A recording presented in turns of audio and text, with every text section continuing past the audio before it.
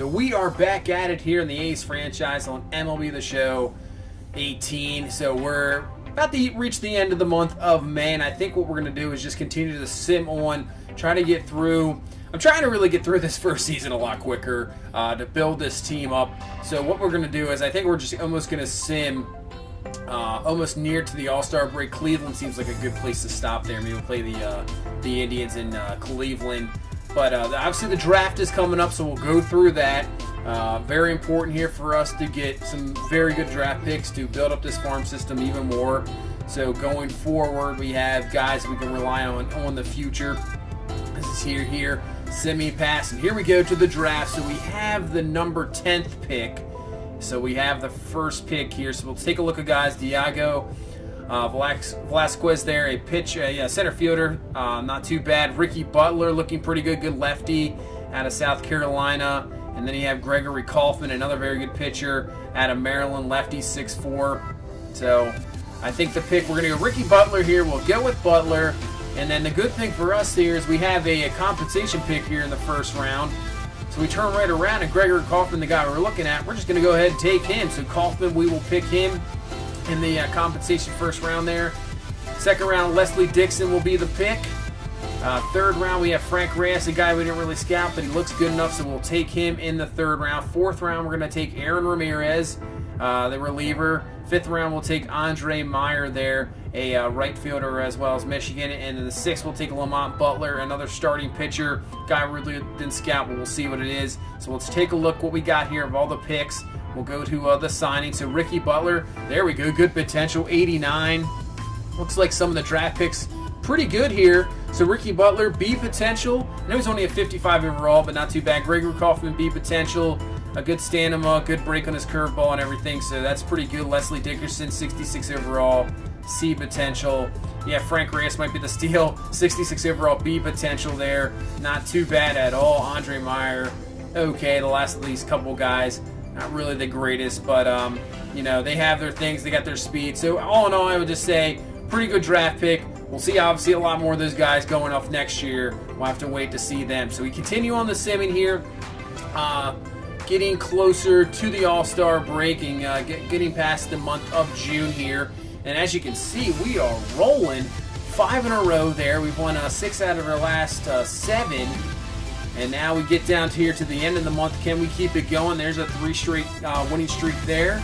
Another win as well. So this team really performing more than I thought they would. I thought we would just linger around 500 and then maybe here at the end of the season dip down a little bit, but it is working out right here so far as we are now 44-40 here, about to go into the month of July, and we get another win. So we're 45-40, still way out of the division. The Astros just cruising, but that's going to put us in a wild card situation now, just 4.5 out of the wild card right now. Just a few games behind just the top teams, and you can see the hitting still really hasn't improved since we last saw it last time, but really what has improved is the pitching. Now no starter has an ERA over 4. They're absolutely dominating. Looks like Pagana's the only one really struggling so far, so we might have to do something with him. But the starters are dominating. You can see Jarrell Cotton still dominating in AAA, so I don't know how much longer we can actually keep him down, but if really don't have anybody to bring up, what are we supposed to do? AJ Puck, he's got an even better ERA under now 2. Strikeouts are just dominating there, so he might have to be brought up. Take a look at, see how there we go. So it's 265, and he was batting 197 last time. Barreto's gotten a little bit higher as well, same with Fowler, so it looks like our top prospects down at AA are doing a whole lot better, so that's good to see. You see Mateo now has 14 stolen bases as well, so those guys are improving, looking a lot better. So far everything looking kind of the up and up for this franchise. I thought I was going to have to, get close to here, make some trades. As you see, we'll send Pecan down, and then Ryan Dole will come up here. We'll add him to the 40-man, then bring him up. Doing pretty well in AAA, so he deserves the call-up. I was expecting to make some trades, maybe to get rid of some guys here and bring on some more minor leaguers, but right now I'm not sure if I want to do that. But we're going to make one trade here. So we're going to go to Atlanta. He just has about 1 million prospects, it seems like. Austin Riley, third baseman, Max Fried, one of the starters of one of 20,000 they have in their minors that are top 100 prospects. We're going to do Contender, Trennan, and Bruce Maxwell for those two guys. So we'll take that deal. So we'll get a couple decent prospects now on our team to help even build this minor league system even more. So you see Fried there, A potential. His overall is a lot lower. We'll move him just to AA for right now. I know he was definitely a guy in the Braves organization. They thought he could be, maybe an ace at one point. Now we'll go to the other guy we acquired. That is going to be Austin Riley. So one of the top 10 prospects in the Braves organization. Third base, I know we have guys there, but, we can continue to get bats. He definitely has some power. So he's definitely a big bat, and that could help us coming into the future. So we'll move past the San Diego series here, just a 2-game set against the Padres. And we lose those 2, and we will head to Cleveland to take on the Indians here before, as we start this long road trip here before the All-Star break. So now we are heading to Cleveland. So Cleveland, obviously one of the better teams in the American League, 49-36 on the season. We'll face Corey Kluber, obviously a Cy Young winner, a guy that can really dominate. 10-4 on the season, ERA under 4. So here we go, Joyce, and he gets him on the cutter to end the first inning, absolutely dominating in the first inning so far. So we have Andrew Triggs on the mound for us, his 18th appearance on this season so far, and see what he can do against this Cleveland lineup. And on a 2-1 count, he'll get the double play. No, he cannot, just missing out there. So they will continue the inning here as we just about had the double play there. And that'll bring up Edwin and Carson, obviously a big power hitter against the righties there. You can see 17 home runs on the year so far. But we're going to get a nice pop-up. Simeon is there underneath. And Triggs will get out of the first inning. No damage done. So Chapman's going to come up here in the third. Nothing really going on yet so far in this ball game. Both pitchers looking pretty good. And Chapman's going to get a single there to start off things here in the third inning to try to get something against this tough pitcher. And Kluber, obviously one of the toughest pitchers to face. If he has that sinker going, it's tough to get to him. So here's Boog Powell heating up a little bit. So still hitting 247. He's going to rip this one up the middle, and that will be a base hit. Zimmer up with it. He'll be over, just bring it in there. And now we have 2 on, no out here, and that'll bring up Jed Lowry. So first pitch here to Lowry, and he's going to rip this one. That's going to be a base hit. Will we bring Chapman home? And we are going to bring him home here. Throw to the plate, and he's gunned down. So nice relay there. Nice job by Chisenhall getting that in from right field. And they get it out the plate. No runs scored. So here's Biscotti. He's going to ground this one. And that's going to be forced out at second. So we cannot get anything on the board. We have first and second with no down. So ahead to the fourth inning now. Batter starting here is going to be Matt Joyce.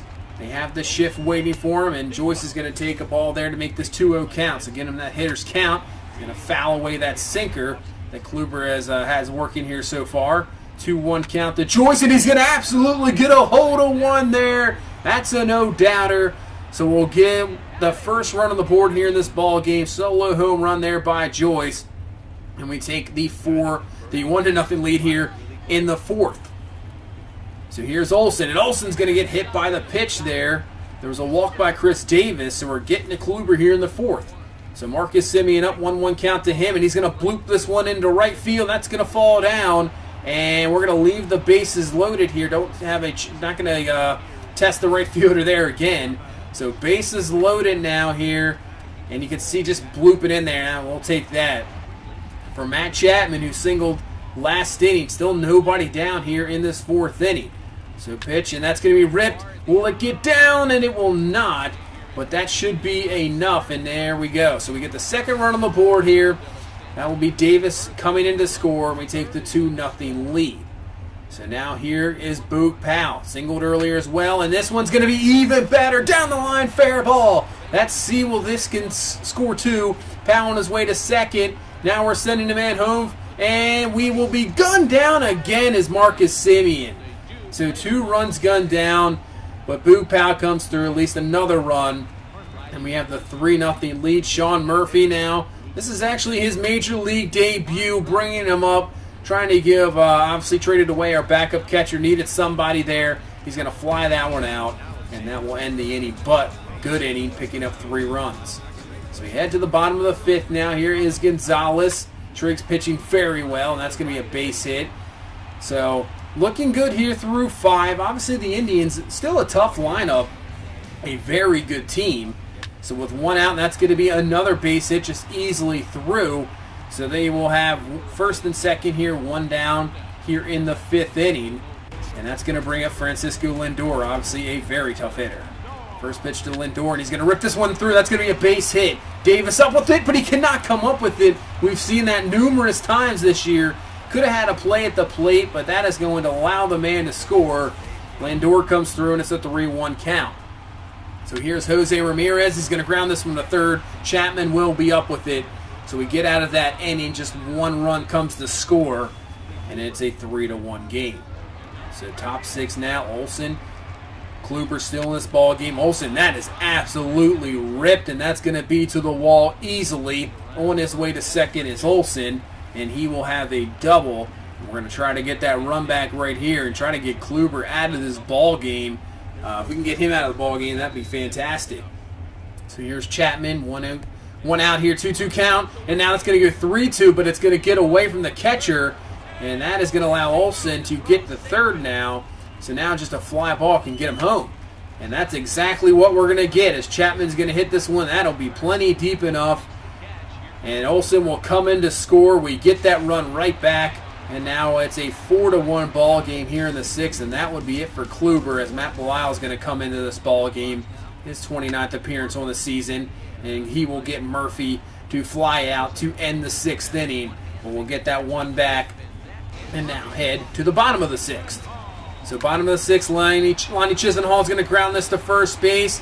And we get the double play to get out of the 6th inning. So Triggs looking pretty good here. So now we head to the bottom of the 7th, 2 down. And Yan Gomes is up. He's just going to ground this back to the pitcher. And we get out of the 7th, no problem. So great job by Triggs. I think that's it where we're going to leave him there. I know he's only at 82 pitches, but good start, 7 innings. Only allowing 1 run. And we'll go to the bullpen. Daniel Colomé coming in here in the 8th with the 5-1 lead. And there we go. He's going to blow away Lindor with the strikeout. So bring up Ramirez here with 2 down. And Ramirez is going to continue this inning with a base hit.